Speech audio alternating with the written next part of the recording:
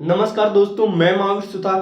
दोस्तों, computer science के अंदर जो कक्षा 6 है उसके अंदर पहला चैप्टर आज हम स्टार्ट करेंगे, कंप्यूटर का इतिहास। और इस कक्षा 6 में क्या क्या टॉपिक हम सीखेंगे, तो इस अध्याय में हम सीखेंगे इसका इतिहास और उसकी पीढ़ियां तथा कंप्यूटर के प्रकार के बारे में हम चर्चा करेंगे। तो स्टार्ट करते हैं। कंप्यूटर का इतिहास अब तक हमने सीखा। दोस्तों, इसी साल कंप्यूटर साइंस लॉन्च की गई। तो ये पुराने जो मतलब जैसे कक्षा 5 और इससे पहले हमने कुछ जानकारियां सीखेंगे।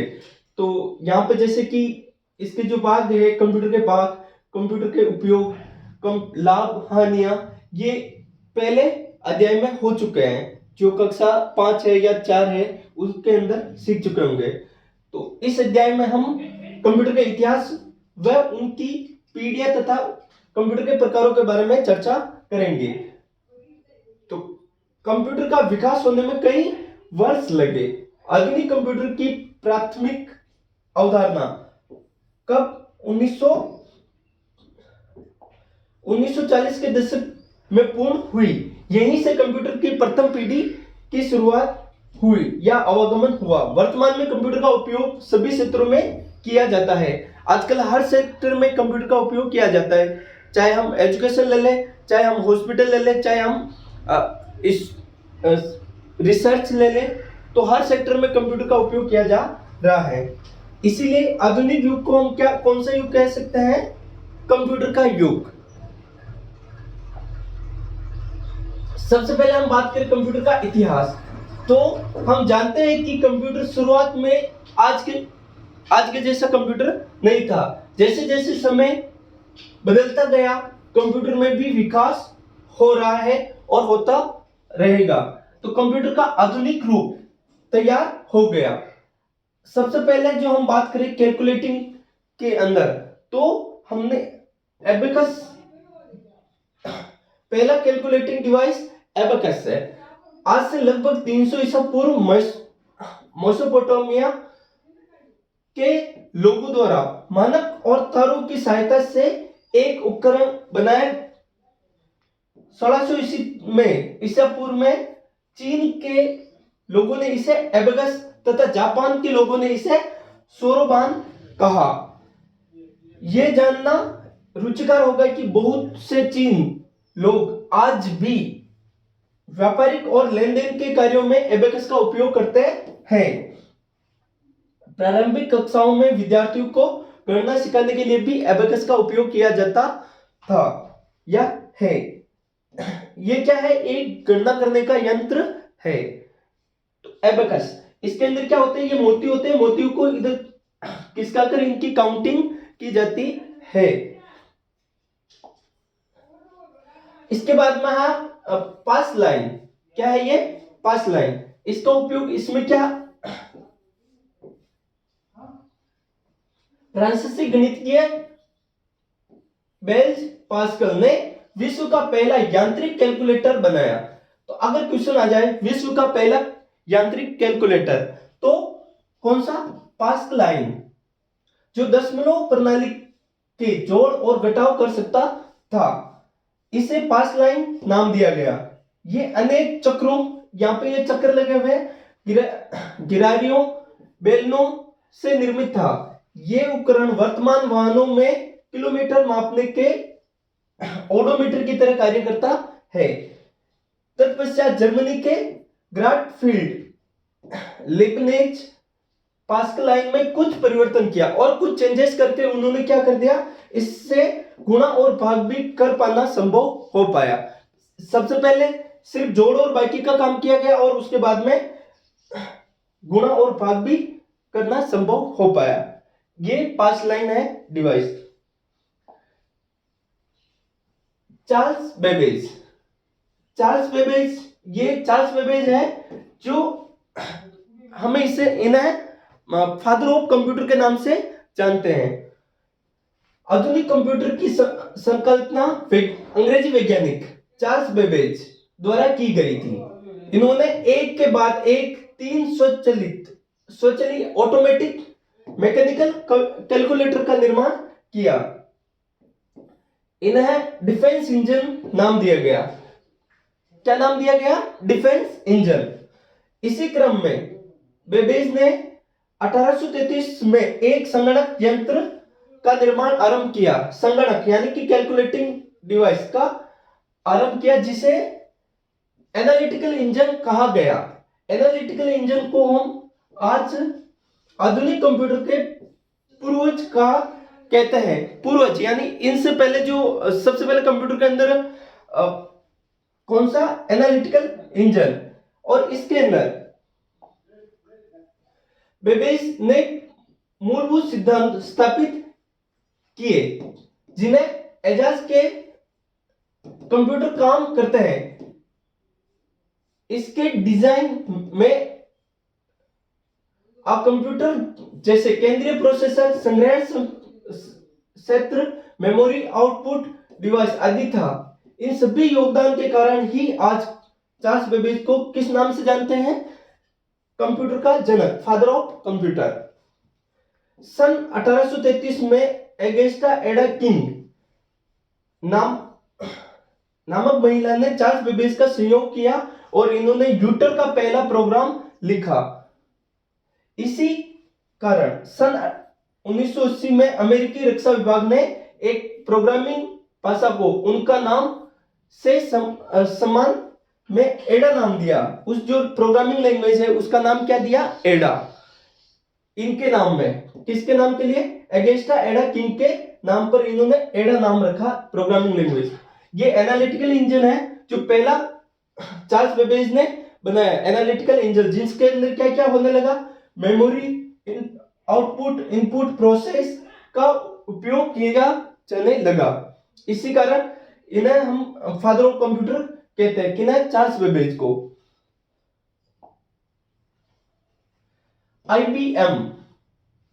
IBM international business machine. इसका पूरा नाम क्या है? International business machine.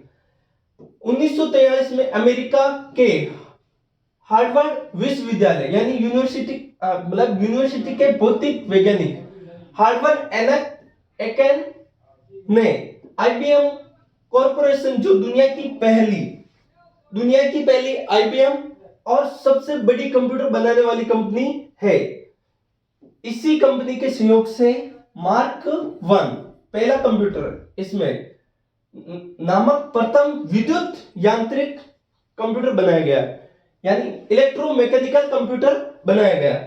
ये मात्र 5 सेकंड में 2 10 अंकीय संख्याओं का गुणा कर सकता था, जो उस समय के लिए रिकॉर्ड था। इसमें 23 अंकों वाली दशमलव प्रणाली की 72 संख्याओं का संग्रहण किया जा सकता था। वर्तमान कंप्यूटर की प्राथमिक अवधारणा सन 1940 के दशक में पूर्ण हुई और यहीं से कंप्यूटर की प्रथम पीढ़ी का आवागमन हुआ। यहीं से कौन सी पीढ़ी का आवागमन हुआ? प्रथम पीढ़ी का। और इस अध्याय में हम कंप्यूटर की पीढ़ियों के बारे में चर्चा करेंगे। तो स्टार्ट करते हैं कंप्यूटर के विकास के क्रम को। विकास क्रम, कंप्यूटर के अब तक के विकास क्रम को 5 पीढ़ियों में विभक्त किया गया। कितनी जनरेशन? 5 जनरेशन। जैसे जैसे कंप्यूटर की पीढ़ियां बढ़ती गई, वैसे वैसे इसका आकार, कीमत और विद्युत उपभोग की क्षमता घटती गई। आकार, पहले के जो कंप्यूटर है फर्स्ट जनरेशन, वो बहुत बड़े हुआ करते थे। कीमत भी इनकी बहुत ज्यादा होती थी और विद्युत भी ज्यादा खाते थे। उपयोग की क्षमता और जो इसकी क्षमता है वो घटती गई। कार्य करने की गति बढ़ती गई। जैसे जैसे जनरेशन चेंज होती गई, वैसे वैसे कार्य करने की गति इनकी बढ़ती गई।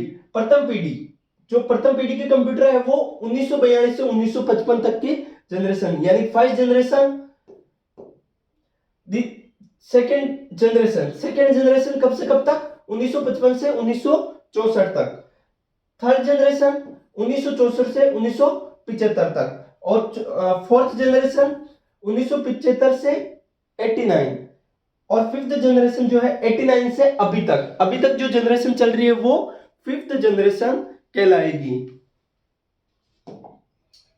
अब हम बात करें सबसे पहले प्रथम पीढ़ी के कंप्यूटर की, तो जनरेशन कब से कब तक, 1942 से 1955।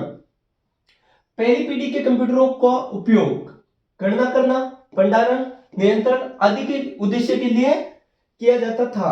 इस पीढ़ी के कंप्यूटरों में वैक्यूम ट्यूब, इनके अंदर किसका उपयोग किया गया, वैक्यूम ट्यूब का उपयोग किया गया। वैक्यूम ट्यूब का उपयोग होता था। वैक्यूम ट्यूब आकार में बड़ी, अतः इस पीढ़ी के कंप्यूटर का आकार बहुत बड़ा था। ये जो कंप्यूटर है ये बहुत ही बड़े कंप्यूटर हुआ करते थे और इनकी कार्य करने की गति धीमी थी। इनमें इनपुट आउटपुट के लिए किसका उपयोग किया जाता था, पंच कार्ड का। इनपुट और आउटपुट के लिए पंच कार्ड का उपयोग किया जाता था। आंतरिक मेमोरी के लिए चुंबकीय ड्रम, मैग्नेटिक ड्रम का उपयोग होते थे। वह इतने भारी और बड़े थे कि उन्हें एक पूरे कमरे की आवश्यकता होती थी, बहुत अधिक बिजली की खपत होती थी। ये जो फर्स्ट जनरेशन के कंप्यूटर है इसके अंदर एक तो वैक्यूम ट्यूब का उपयोग किया गया और एक इनपुट और आउटपुट के लिए किसका उपयोग किया गया, पंच कार्ड। किसका, पंच कार्ड। और आंतरिक मेमोरी के लिए किसका उपयोग किया गया, तो मैग्नेटिक ड्रम का उपयोग किया गया और ये बहुत ही बड़ी साइज में होते थे। अब उदाहरण के लिए एनिक, एडविक और यूनिक, ये फर्स्ट जनरेशन के कंप्यूटर है। सेकेंड जनरेशन 1955 से 1964 तक। दूसरी पीढ़ी के कंप्यूटरों में भारी वैक्यूम ट्यूब के स्थान पर किसका उपयोग किया गया, ट्रांजिस्टर का। किसका उपयोग, ट्रांजिस्टर का उपयोग किया गया। ट्रांजिस्टर के उपयोग से कंप्यूटर का आकार छोटा हो गया। फर्स्ट जनरेशन के जो कंप्यूटर है उनसे इसका आकार क्या हो गया, छोटा हो गया और इसके अंदर किसका उपयोग किया गया, तो ट्रांजिस्टर।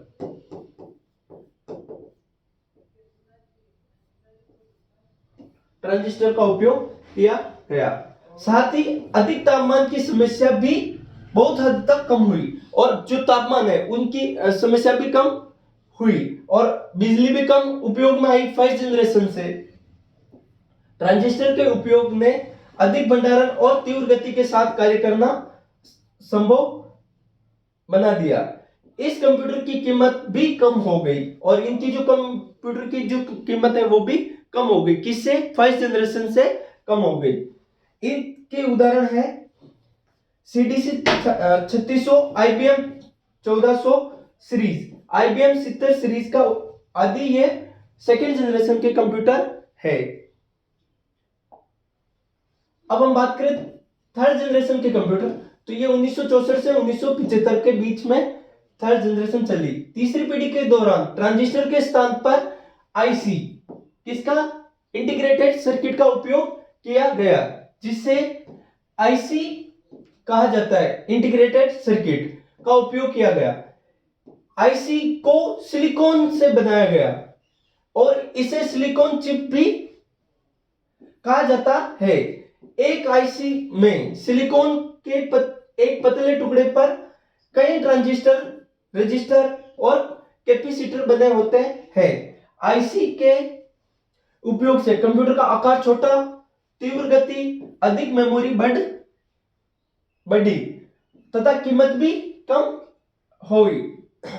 फर्स्ट और सेकंड जनरेशन से कीमत इनकी कम हो गई, साथ ही इनकी विश्वसनीयता भी और अधिक बढ़ गई।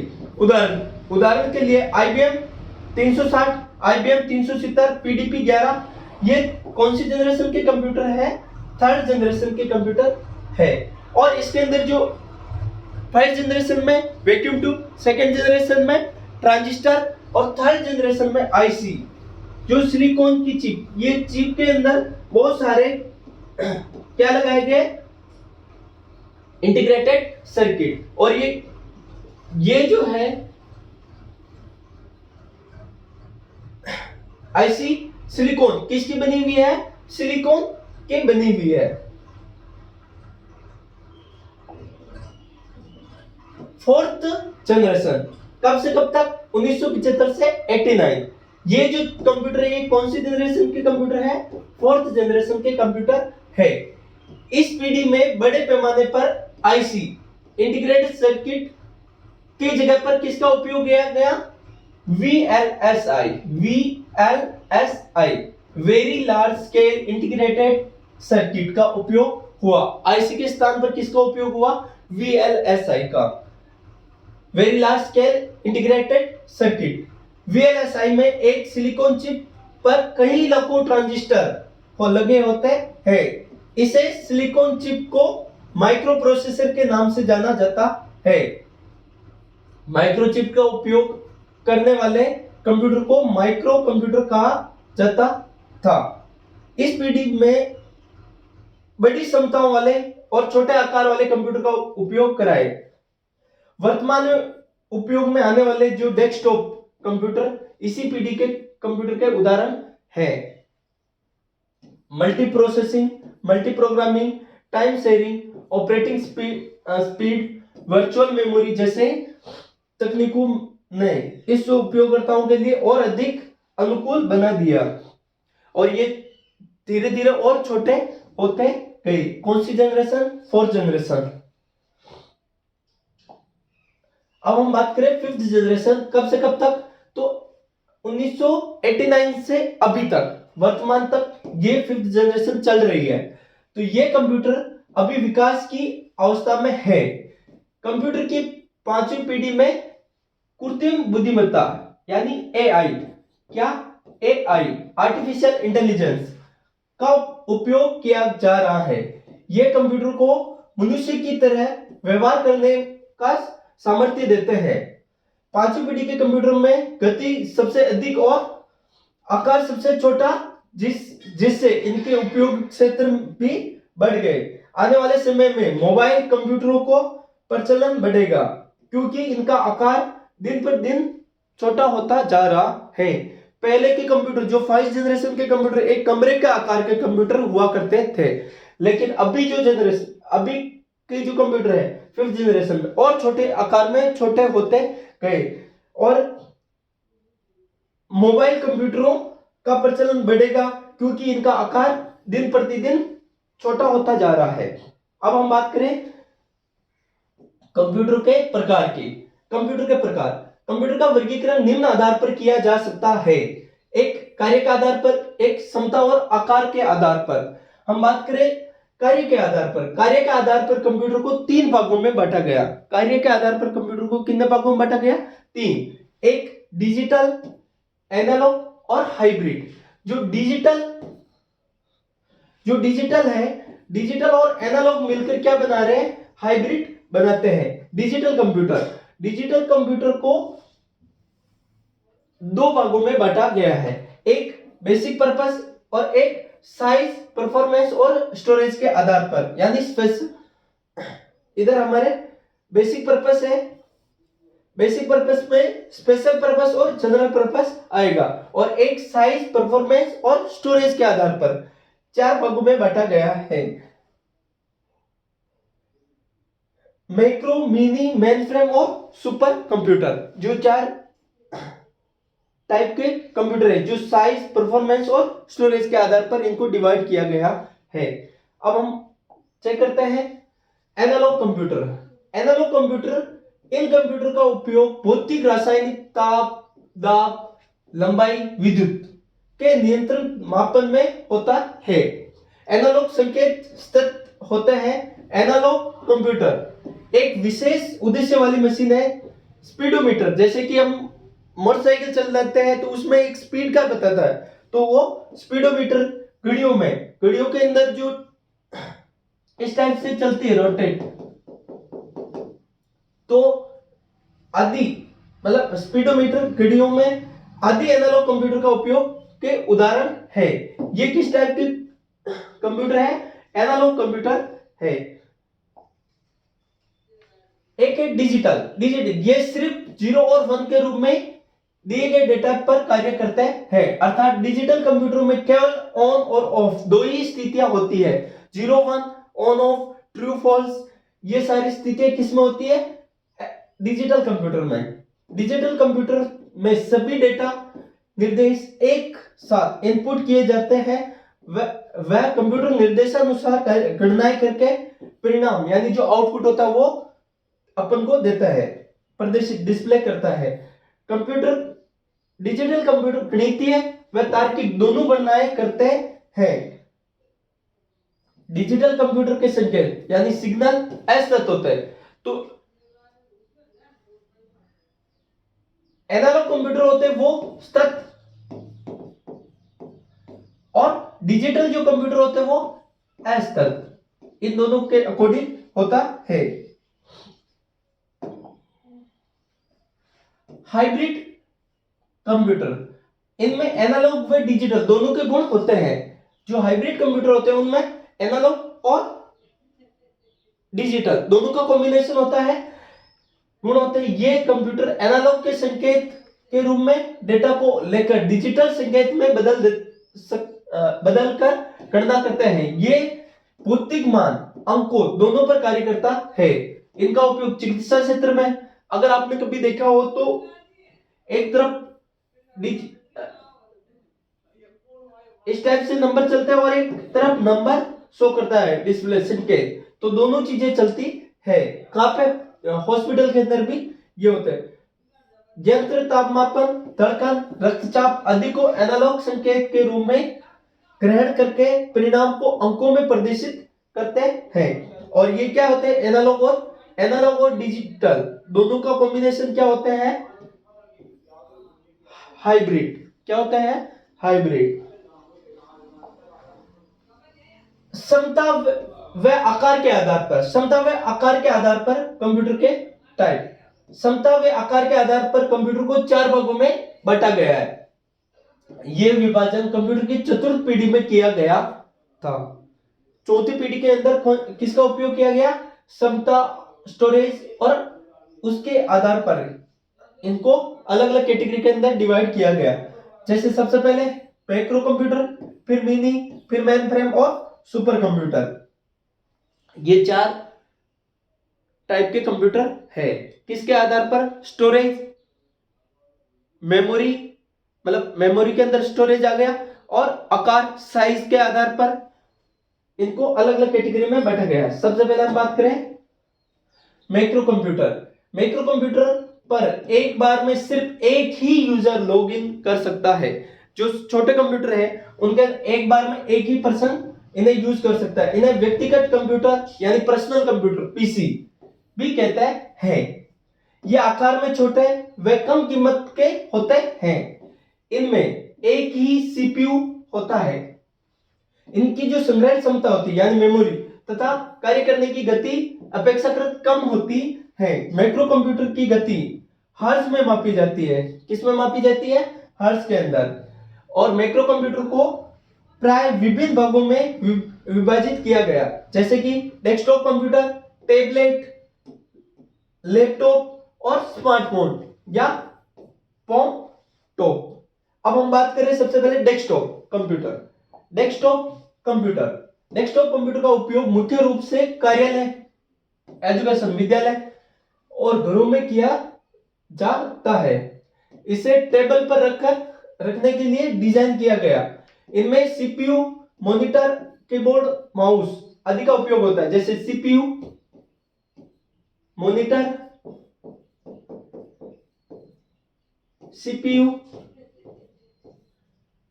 कीबोर्ड आदि का उपयोग होता है। अब हम बात करें लैपटॉप एक पोर्टेबल कंप्यूटर है जिसे आप कहीं पर भी ले जा सकते हैं। लैपटॉप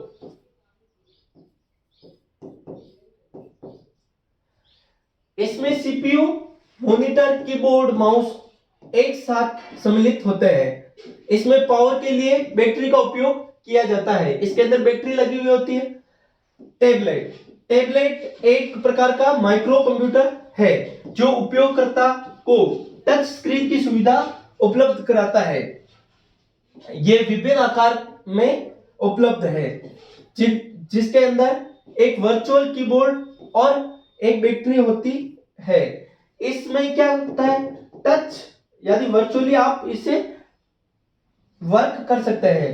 और इसके अंदर बैटरी और कीबोर्ड इसके अंदर स्क्रीन पर शो होता है और उसी से आप टाइप कर सकते हैं। मिनी कंप्यूटर इस प्रकार के कंप्यूटर का आकार मैक्रो कंप्यूटर से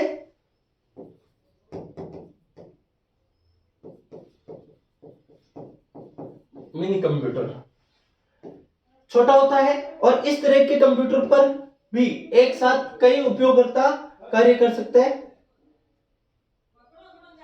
हैं।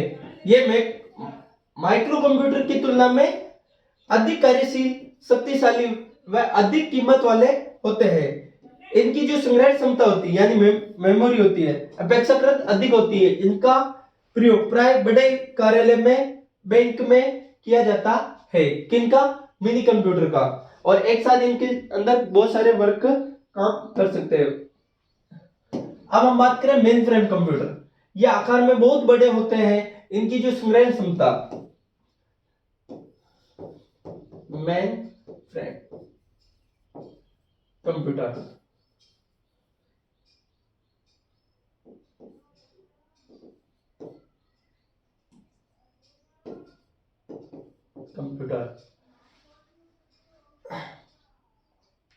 इनकी संग्रहण क्षमता, कार्य करने की क्षमता, गति बहुत अधिक होती है।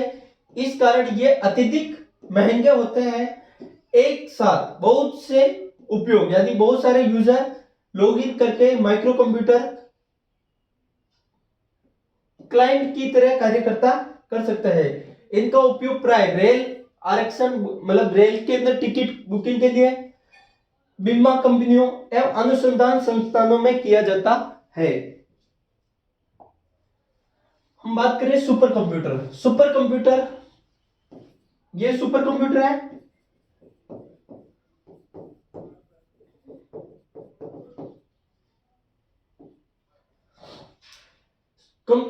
सुपर कंप्यूटर को सर्वश्रेष्ठ कंप्यूटर कहा जाता है। ये कंप्यूटर आकार में सबसे बड़े कंप्यूटर होते हैं। इनकी जो संग्रहण क्षमता होता है, मेमोरी और कार्य करने की जो गति होती है सबसे अधिक सर्वाधिक होती है। इन कंप्यूटरों का उपयोग जटिल गणनाओं के लिए किया जाता है। इनका उपयोग मुख्यतः वैज्ञानिक अनुसंधान यानी कि जैसे कि इसरो हो गए, मेमोरी, मौसम की जानकारी, भविष्यवाणी करने और अंतरिक्ष अनुसंधान प्रयोगशालाओं में, रक्षा संगठनों में, नाभिकीय संयंत्रों में नियंत्रण और जेनेटिकल इंजीनियरिंग आदि कार्यों में किया जाता है। किनका? सुपर कंप्यूटर का उपयोग। सुपर कंप्यूटर की गति फ्लॉप्स में मापी जाती है। पेटा फ्लोटिंग पॉइंट ऑपरेशन पर मिनट में मापी जाती है। इसके अंदर जैसे परम, क्रे कंप्यूटर, एनईसी और सीडीसी आदि सुपर कंप्यूटर के उदाहरण है। अब कुछ महत्वपूर्ण बिंदु है जैसे कि गणना करने के लिए सर्वप्रथम उपयोग में आने वाला उपकरण क्या था? एबेकस। क्या? एबेकस। ब्लेज पास्कल ने विश्व का पहला यांत्रिक कैलकुलेटर बनाया जो दशमलव प्रणाली के जोड़ और घटाव कर सकता था। इसे क्या? पास्कलाइन नाम दिया गया। आधुनिक कंप्यूटर की संकल्पना को प्रतिपादित करने वाले चार्ल्स बेबेज थे। इन्हें कंप्यूटर का जनक यानी फादर ऑफ कंप्यूटर किन्हें कहा जाता है? चार्ल्स बेबेज को। फिर 1943 में अमेरिका के हार्वर्ड विश्वविद्यालय के भौतिक वैज्ञानिक हार्वर्ड एकेन ने आईबीएम का सहयोग से मार्क 1 जो पहला कंप्यूटर विद्युत यांत्रिक कंप्यूटर बनाया। इलेक्ट्रॉनिक कंप्यूटर के विकास के क्रम को कितनी पीढ़ियों में विभक्त किया गया? 5 पीढ़ियों में, 5 जनरेशन के अंदर विभक्त किया गया। कार्य के आधार पर कंप्यूटर 3 प्रकार के होते हैं: डिजिटल, एनालॉग और हाइब्रिड। डिजिटल, एनालॉग और हाइब्रिड। आकार के आधार पर कंप्यूटर को 4 भागों में बांटा गया: मैक्रो, मिनी, मेनफ्रेम और सुपर कंप्यूटर। Thank you.